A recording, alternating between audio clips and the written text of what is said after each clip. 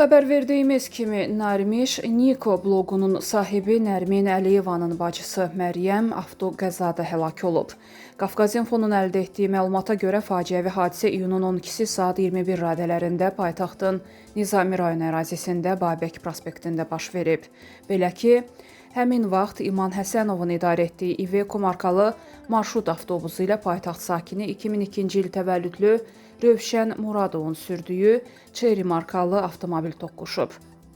Nəticədə Rövşən Muradov sərnişini 2002-ci il təvəllüdlü Məryəm Elxan qızı Məmmədova və avtobusun 3 sərnişini xəstəxanaya yerləşdirilib. Göstərilən tibbi yardıma baxmayaraq Məryəm Məmmədova iyunun 15-nə keçən gecə xəstəxanada vəfat edib. Qeyd edək ki, Məryəmin atası Elxan Məmmədov uzun müddət Gəncə şəhər icra hakimiyyətində məsul vəzifələrdə işləyib. Babası Müsəddin Məmmədov 40 ilə yaxın Gəncə şəhəri İsmət Qayıbov adına bir saylı orta məktəbin direktoru olub. Məryəm bugün Gəncədə dəfn edilib.